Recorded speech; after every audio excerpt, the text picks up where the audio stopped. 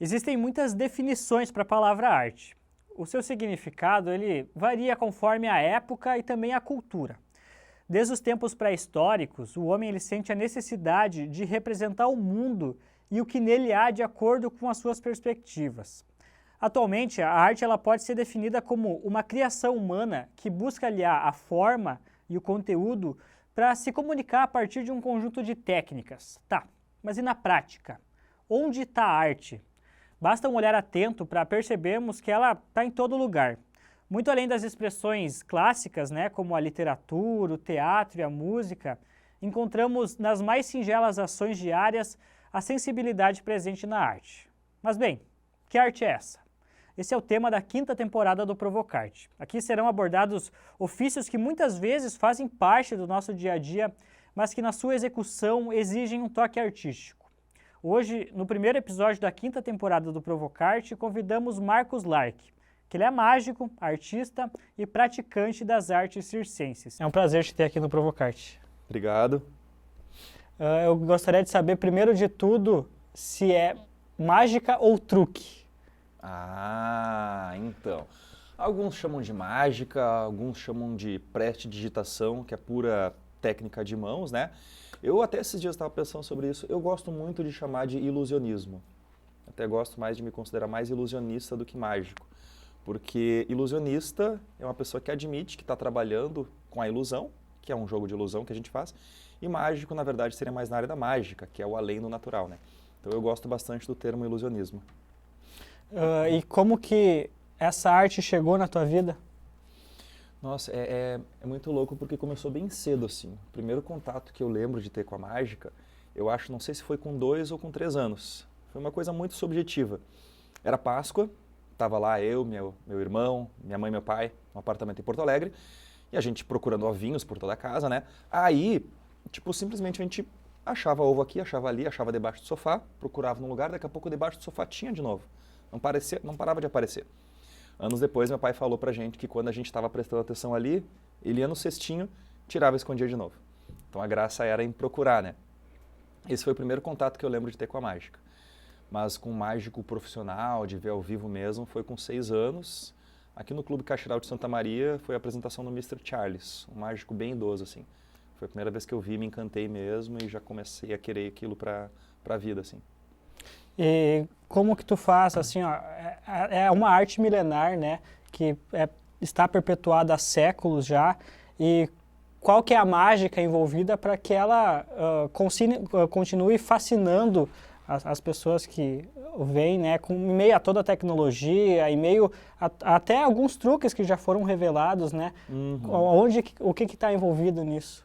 O mais importante é o segredo, mais importante, a chave da mágica é o segredo. Se não tem segredo, não é mágica, é um quebra-cabeças, é uma brincadeira, um jogo, né? O que acontece é assim, ó, muita gente acha interessante descobrir o segredo. Só que acontece, quando você faz uma mágica para uma pessoa, você está dando um presente para ela, você está dando uma experiência de impossibilidade para ela.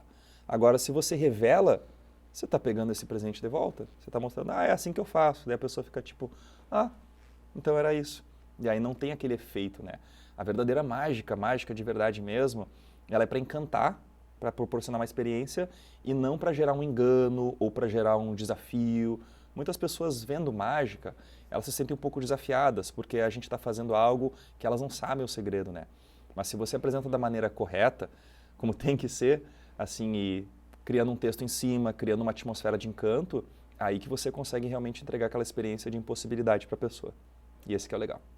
E tu trabalha com público, eu vejo que tu tens uma ligação muito forte com o público mais jovem, isso? Por que esse público mais jovem? Sabe que eu acho muito legal apresentar para crianças, para adolescentes, para adultos, assim, né? A criança ela é muito sincera. Qualquer coisa. Às vezes o pessoal pensa assim, para criança é mais fácil. Não, às vezes para criança é mais difícil. Porque você está apresentando para um adulto, se você deixa algo vazar, um erro, ele vai ver, mas às vezes pelo momento ele, não vou falar, aplaude por educação. A criança não. Se tu erra uma coisa, caiu algo fora do bolso, ela aponta, ela grita, ela é mais sincera, ela é mais verdadeira. Isso que eu acho muito legal. Às vezes a gente faz vários tipos de shows. Se uma criança, ela, digamos, avacalha no show ou sai, invade a apresentação, o que é normal, é claro, né? a gente fica, tá, beleza, é uma criança. Agora, se um adulto atrapalha a tua apresentação, eu já fico tipo, eu tenho mais paciência com criança do que com adulto no entretenimento, assim. E como que tu acha que esse encanto, assim, influencia na vida de quem consome? Eu tenho um pensamento em particular que acho que todo mundo na vida, ainda mais desde pequeno, devia ter contato com a mágica bem feita. Porque quando tu tá vendo uma experiência mágica, assim, quando você vê um ocorrido que não tem uma explicação lógica para aquilo, são duas formas. Ou você vai pesquisar como que aquilo foi feito, que isso já bota o cérebro para trabalhar, ou então você vai pensar, pá, mas não tem nenhuma explicação lógica para aquilo que aconteceu, a única explicação é mágica. E se você pensa que a explicação é mágica, você está abrindo a mente para novas possibilidades, isso deixa a pessoa mais criativa, isso deixa a pessoa mais inspirada, isso deixa a pessoa até mais motivada para o seu dia a dia. E o público mais velho entra nisso? Entra. E tu acha que como é que isso altera a percepção deles assim também? Altera porque é muito importante que o mágico ele saiba conduzir qualquer tipo de situação. Às vezes a gente se depara com públicos que estão mais abertos, que estão mais afim. Até a linguagem corporal do público já disse. Às vezes eu vou apresentar para pessoas e elas já ficam assim, já ficam interessadas. Tem outras pessoas que quando você vai apresentar, elas já ficam assim, já ficam mais fechadas. Então a gente começa a estudar várias técnicas para deixar aquela pessoa mais aberta. Colocar um humor, colocar uma brincadeira, colocar uma interação, fazer perguntas, estimular a interatividade, para que aquela pessoa fique aberta para aquela apresentação. E aí quando ela está aberta, você apresenta o efeito e aí tudo fica realmente bem melhor. Tu é um artista independente, né? Se apresenta em festivais, promove o teu trabalho de maneira autônoma. Como é que é trabalhar com uma arte que é fora do comum, assim, e ainda mais sendo independente? Olha, eu vou te dizer que às vezes é bem difícil, né? Porque às vezes a gente tem que educar um pouco o nosso público, né? A gente sabe que no Brasil a arte não é muito valorizada, né? Quando a gente começa a conhecer como a mágica é lá fora, nossa, é muito mais valorizada, existe muito mais cena. Infelizmente no Brasil, a gente tem uma desvalorização muito grande, não só por parte do público, mas da classe artística, que às vezes, como é muita gente, aceita um cachê barato, aceita trabalhar de maneira não tão profissional. E aí, hoje no Brasil, a nossa régua de qualidade artística, infelizmente, está muito baixa. Então, é muito difícil a gente ser valorizado. Então, tem que ser feito todo um trabalho em cima. Uma boa comunicação, uma boa propaganda, um bom trabalho de empreendedorismo, um bom design gráfico, cuidar os mínimos detalhes da apresentação, a estética do seu figurino, o que você vai falar na apresentação. Então é feito todo um trabalho em cima para que o público compreenda que aquilo é importante e deve ser valorizado e aí valoriza. E tu enfrenta resistências nesse processo? Bastante, sim. Existem vários tipos de públicos, né? Existem muitos públicos que não entendem o valor do preço. Ah, mas por que é tão caro? Daí eu tenho que explicar que são poucas pessoas que fazem, que por mais que pareça pouco, requer um estudo, um aprofundamento muito grande. Então é bastante, além de ser mágico, né? A gente tem que também ser um pouco publicitário para ajudar a convencer o público e ele entender o quanto é importante e o quanto aquilo vai impactar o evento deles também. E tu, além da mágica, né, tu é um praticante de artes circenses, das mais variadas. Tu acha que a mágica ela está dentro do circo, que ela extrapola? Aonde que tu consegue juntar todas essas tuas características? Eu tenho uma reflexão bem interna, na verdade, assim, que eu desenvolvi, que a única coisa que eu vejo em comum entre a mágica e o circo é o que eu chamo de fator uau. Todas as artes são incríveis e maravilhosas, né? A poesia, a música, a dança, né? Mas é só na mágica e no circo que eu vejo aquela reação de surpresa no público. A reação de surpresa que a pessoa vê um acrobata fazendo um mortal triplo no ar, aquele espanto, aquela surpresa, mais ou menos é a mesma reação que quando a pessoa vê um negócio sumir ou aparecer de uma maneira completamente impossível. Até hoje, ainda sou artista circense, né? Meu segundo ofício, depois de mágico, é malabarista. Uma coisa que eu adoro, é uma arte, uma terapia que eu pratico até hoje e apresento também, né? E tem muito espaço para mágica no circo, vários circos têm mágica, embora a mágica não seja considerada uma arte circense. Muitos mágicos não se consideram circenses, se consideram só mágicos, mas hoje em dia, por exemplo, se você vai fazer um projeto cultural de mágica, tem que entrar numa das categorias, que é dança, circo, teatro, então sempre acaba sendo enquadrado no circo ou em arte teatral. Mas existe até algum movimento de algumas pessoas da mágica para tornar a mágica uma área cultural distinta também, sem precisar se ligar ao circo exatamente. E tu falaste ali, né, do acesso à cultura por meios legais, né, ao financiamento público. Tu enfrenta algum estigma, alguma dificuldade por tu praticar arte, a mágica, né, para tu conseguir acesso a esses recursos públicos? Existem duas formas da gente ter acesso a recursos públicos assim para trabalhar na área, né? Nesse sentido, que são os projetos culturais. Tem os editais, quando lançam um edital, tem que escrever isso, o valor é esse. E tem os projetos culturais, que é a lei de incentivo à cultura. Tem a municipal, estadual e federal. Esse é um pouco mais difícil porque você tem que criar o projeto, tem que apresentar e depois você tem que captar esse valor nas empresas, daí também entra o convencimento. As empresas, qualquer empresa privada, ela tem que entender que ela não vai gastar nada passando o valor que ela ia dar de imposto para o seu projeto cultural. Essa área, a minha maior dificuldade é a burocracia, porque eu como artista eu gosto de estar apresentando, de estar no palco, de estar com o público, de estar lidando com a arte, né? E quando a gente se envolve com um projeto cultural, você tem que escrever projeto, você tem que entregar esse documento, isso. Para mim a maior dificuldade é a parte burocrática. Tem gente que terceiriza, né? Que acaba sendo a melhor opção também. E quando a gente fala de arte, né, a gente sempre pensa numa mensagem para ser passada. Que mensagem que tu procura passar através da arte? Se a gente for analisar, né, o cenário atual global, brasileiro, assim, né, que todo mundo está passando ao mesmo tempo, né, eu paro e olho, tem muita coisa assim que seria interessante o pessoal saber. Seria muito interessante. O pessoal precisa de muita mensagem de motivação. O pessoal precisa de muito encorajamento, o pessoal precisa de muita mensagem de esperança. E para mim, a arte, não só a mágica, é uma baita forma de comunicação. Porque com a arte tu pode comunicar uma coisa que com palavras tu não comunicaria. Eu vou te dar um exemplo. Eu tenho um número que eu faço que é um número bem clássico, que é o jornal reconstituído.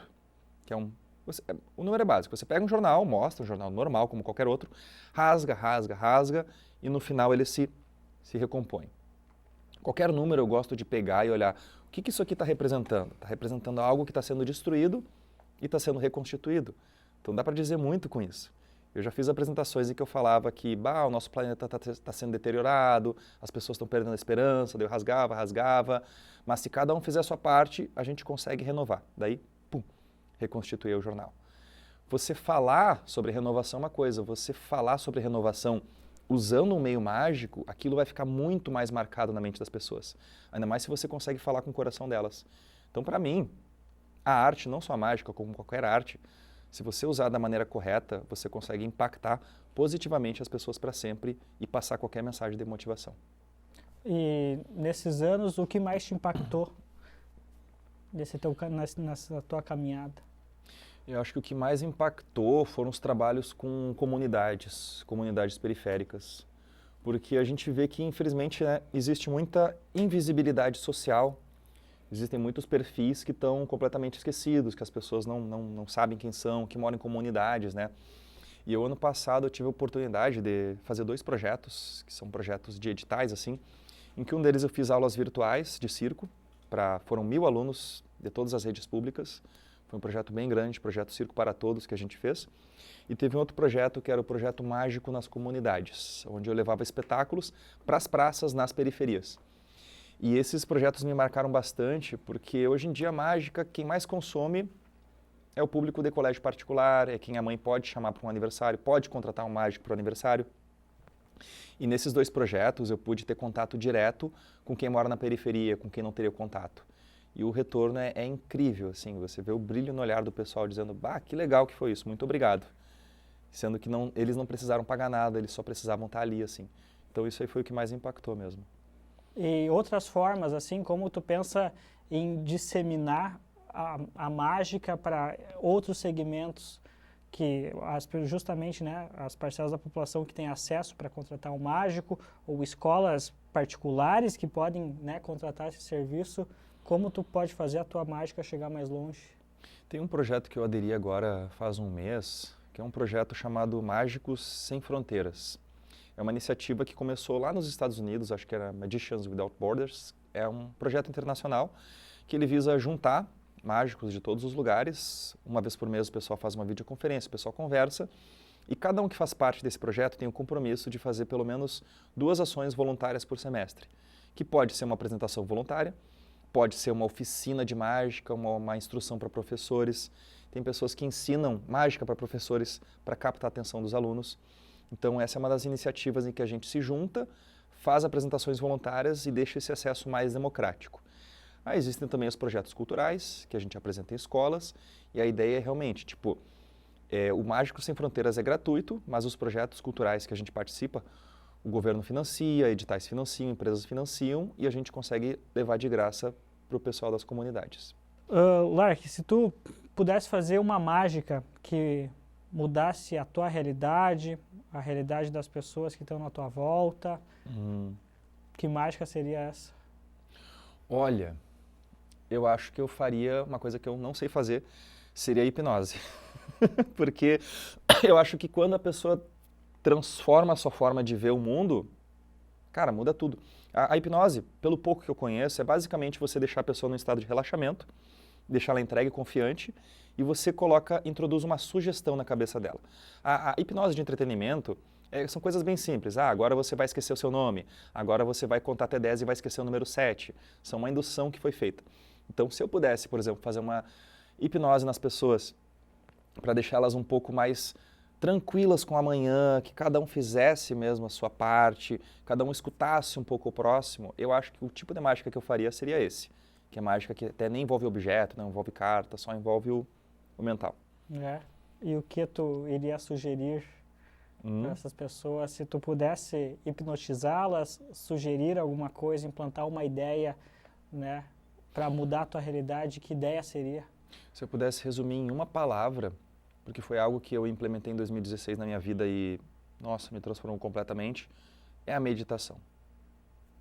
É um hábito que, assim, basicamente é tão simples. Infelizmente, a meditação hoje está tão banalizada. O pessoal, meditação, coisa de jovem místico, tanto que estão tendo que transformar a meditação na palavra mindfulness, para não ficar tão jovem místico assim.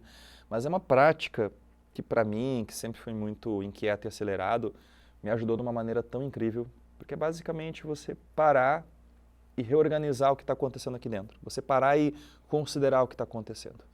Se eu pudesse só fazer uma pequena transformação em todo mundo, seria fazer elas terem esse hábito da meditação. Tu havias falado sobre mágica, ilusionismo, também usou essa palavra. Eu sei que existe uma diferença conceitual entre as duas. Qual que é essa diferença? O pessoal costuma diferenciar mágico de ilusionista. Às vezes dizem que ilusionista é quem trabalha com as grandes ilusões, que são efeitos grandes, assim, tipo caixas grandes, fazer aparecer um carro, desaparecer. Mas na verdade é a mesma coisa. Mágico e ilusionista é a mesma coisa. Eu gosto mais do termo ilusionismo, porque a mágica, o efeito, é você criar uma ilusão na mente do espectador. Você fazer aparecer um negócio que você sabe que foi um meio, mas fazer a pessoa acreditar não, mas fazer a pessoa sentir que aquilo foi um efeito surreal. É basicamente trabalhar com ilusão. Então eu gosto de chamar de ilusionismo, mas mágica e ilusionismo, na verdade, são a mesma coisa. Tu poderia fazer uma ilusão, então, pra gente? Beleza, então vamos lá.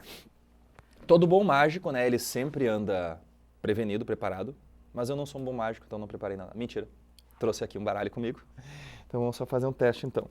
Deixa eu ver onde que tá. Vou fazer uma mágica com cartas. Bom, primeira coisa eu quero deixar claro para quem está em casa, a gente combinou alguma coisa? Não combinamos nada. Eu juro mesmo, eu sou mágico, para apresentar eu faço algumas mentiras, mas eu juro que hoje a gente não combinou, tá? Então vamos lá. Vou pegar um baralho aqui, baralho de cartas, assim como qualquer outro, pode ver. Não tem nenhum mistério, nada assim, né? E o que a gente vai fazer? Um efeito clássico em que eu pego, a pessoa escolhe uma carta e eu vou tentar adivinhar a carta dele de alguma forma, tá?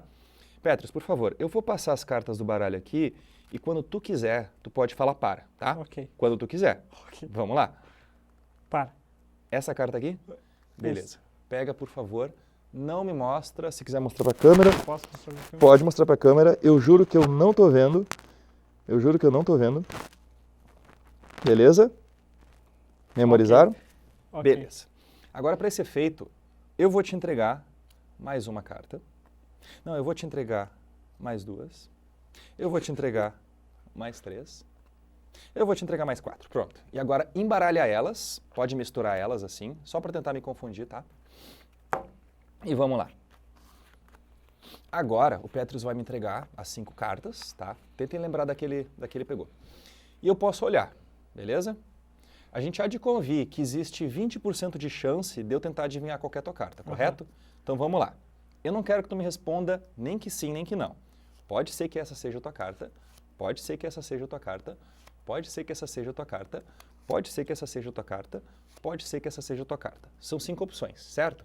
Eu vou pegar então agora as tuas 1, 2, 3, 4, 5 cartas, vou colocar na tua mão, estica a mão por gentileza, coloca a outra por cima. Existe alguma chance, aperta bem, existe alguma chance de eu tentar puxar a carta por aí? Não. Não, né? Não. A não ser que a gente use mágica. Qual que era a tua carta? Eram 3 de coração. 3 de copas. É. Não, não pode ser o 3 de copas. Pera aí. Deixa eu ver, pera aí. Pode pegar aí? Posso? Pode abrir. Abre elas. Eu posso... Pode. Eu te mostro? Pega o 3 de copas aí pra mim. Não tá aqui. E a carta não sei se dá pra focar aqui, se teletransportou pra cá. Exatamente o 3 de copas.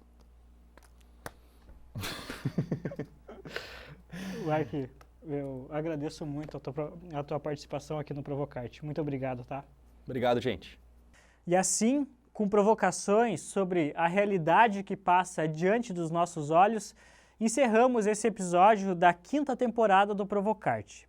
Que a magia das coisas mais simples do nosso cotidiano possa nos fazer enxergar o mundo com mais sensibilidade. Até a próxima!